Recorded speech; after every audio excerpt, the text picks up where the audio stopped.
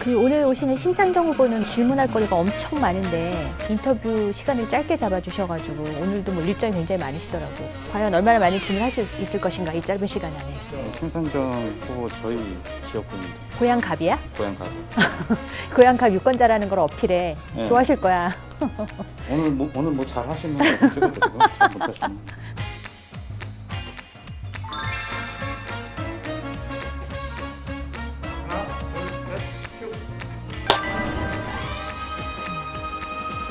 JTBC 인사이트 채널에서 선보이는 신예리의 밤샘 토크. 오늘 모신 손님은 심상정 정의당 대선 후보입니다. 안녕하세요. 네, 안녕하세요. 네, 심상정 정의당 대통령 후보입니다. 저더러 사수라고 이야기하는데요. 이제 더 안 나올 수 있게 이번에 확실하게 대통령 만들어주세요.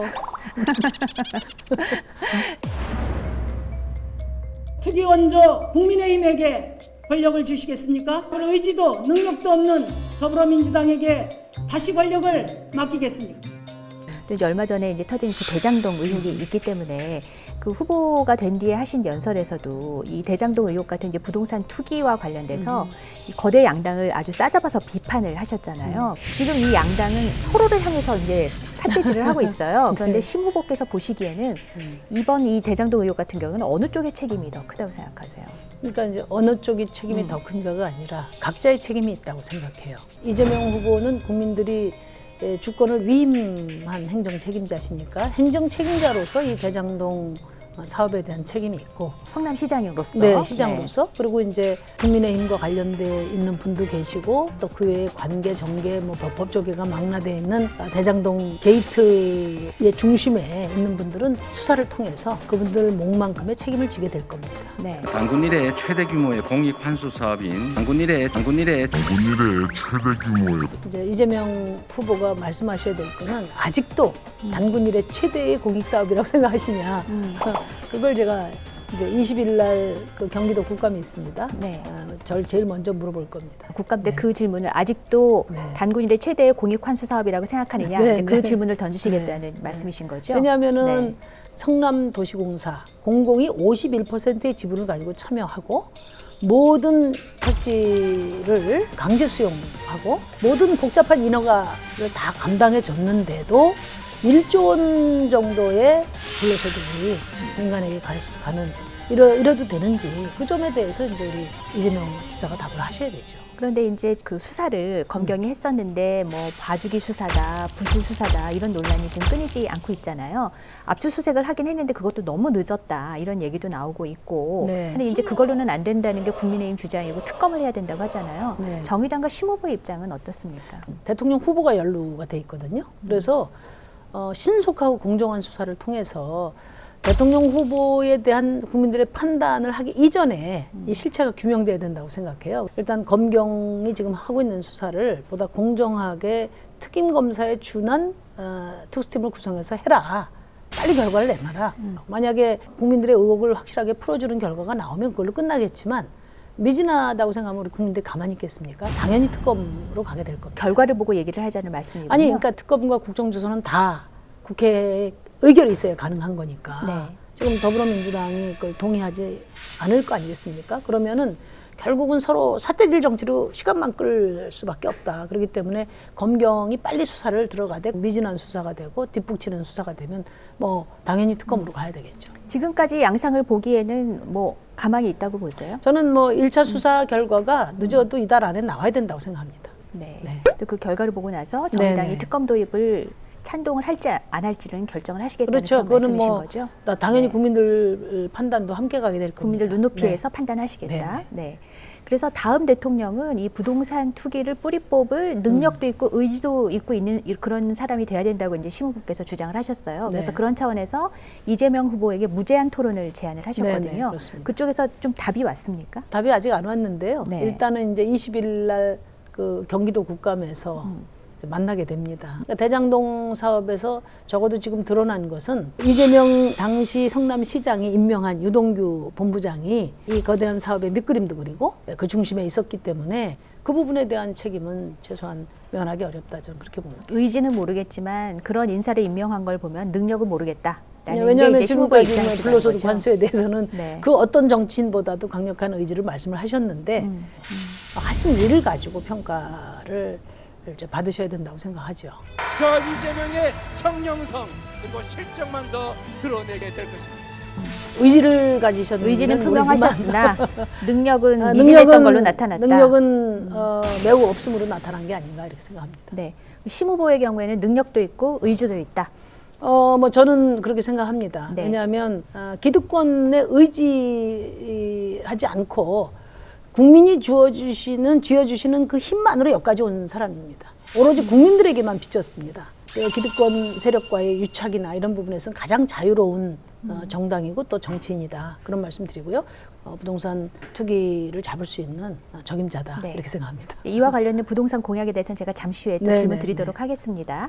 어쨌든 지금 여당에서 이재명 후보가 확정이 됐고 이제 국민의힘 쪽은 아직 경선이 진행 중이고요. 안철수 후보 같은 경우에는 공식적으로 입장을 얘기를 하진 않았지만 가상 사자 대결을 묻는 그 여론조사가 얼마 전에 결과가 처음으로 나왔습니다. 네. 결과를 보니까 이 여당하고 제1야당 후보가 박빙을 이루는 가운데 우리 심 후보께서는 각각 4.2%, 5.0% 이런 결과가 나왔더라고요. 이 조사 결과에 대해서는 어떻게 보셨어요? 앞으로 오를 일만 남았다. 오를 일만 남았다. 네. 저는 심상정 정부를 구성하게 될 거다 이렇게 생각합니다.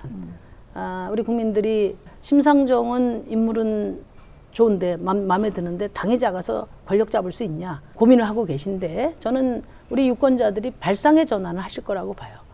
지금 유럽 같은 데 보면 아무리 당이 작아도 리더십이 검증된 사람이면 얼마든지 연정을 구성해서 더 좋은 정치를 보여주는 사례가 많거든요. 지난 34년 동안 우리 국민들이 산업화 세력, 민주화 세력에게 번갈아 권력을 줬지 않습니까? 그 결과가 뭐냐. 자살률 1위, 노인 빈곤율 1위, 남녀 임금 격차 1위, 중대재해 최고, 출생률 최저. 34년 동안 누가 정권을 잡았든 이 지표가 바뀌지 않고 더 악화되고 있어요. 그런 생각. 그래서 이제 민주당 후보도 싫다, 국민의힘 후보도 그렇죠. 싫다. 예. 이제 지금 그런 중도층, 무당층 그러니까 유권자들이 굉장히 양당 정치에 대한 많아서 책임을 묻는 선거가 돼야 네. 된다 이렇게 생각합니다. 그래서 그런 무당층 유권자들이 이제 심상정 후보에게 다수 이제 투표를 한다. 그래서 이제 대통령으로 선출이 되신다. 그럴 경우에 구체적으로 어떤 식으로 연정을 꾸리신다는 그런 근데 계획이신 이제 건가요? 연정에 대한 구체적인 네. 방안은 네.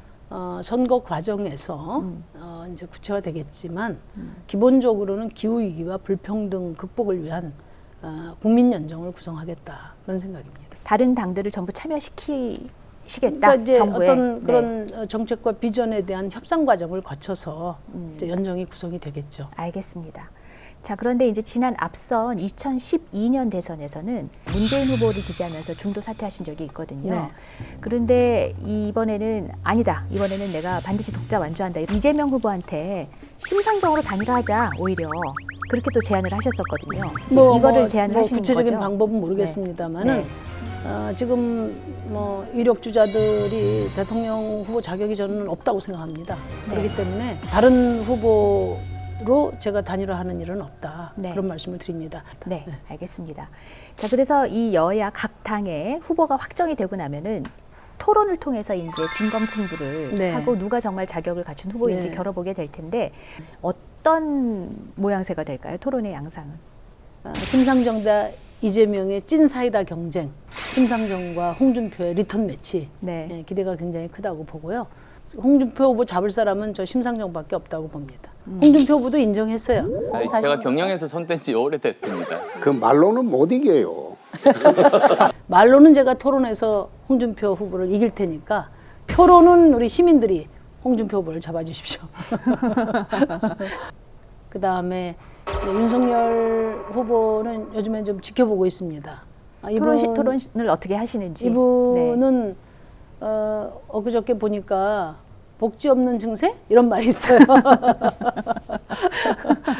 그러니까 말실수를 하고 계시기 때문에 말실수가 대선 전략이냐 그런 생각이 들 정도예요. 네, 그래서 네. 좀 더 연구해 보겠습니다. 토론 상대는 솔직히 되지 않는다 이렇게 판단하고 계시다는 뜻으로 받아들여도 될까요? 대통령으로서의 어떤 철학과 비전, 정책이 탄탄하게 준비되지 못하신 거 아닌가 그런 생각이 듭니다. 네. 윤낙당이십니까? 뭐 둘 다 땡큐입니다, 저는. 그래서 결국은 국민들이 최종적인 선택을 할 때 다 평가에 반영하리라고 저는 생각합니다. 검찰총장 하시던 분도 갑자기 뛰쳐나와서 지금 대선 후보 하시고, 감사원장 하시던 분도 갑자기 사직하고 나와서 지금 대선 후보로 뛰시고, 이 상황 자체에 대해서 우리 국민들이 지금 굉장히 당혹스러워하고 계시다.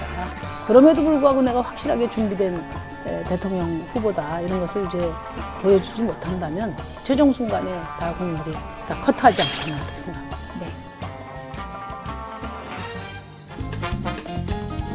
주 4일제를 도입하면 1인당 한 1.5배 정도의 생산성 향상을 가져올 수 있다, 이렇게 나와 있습니다. 그 별명이 네. 정책 완판녀였습니다. 주 5일제 도입에 선도적인 역할을 한 심상정이 네. 주 4일제도 반드시 조속한 시일 내에 도입하겠다.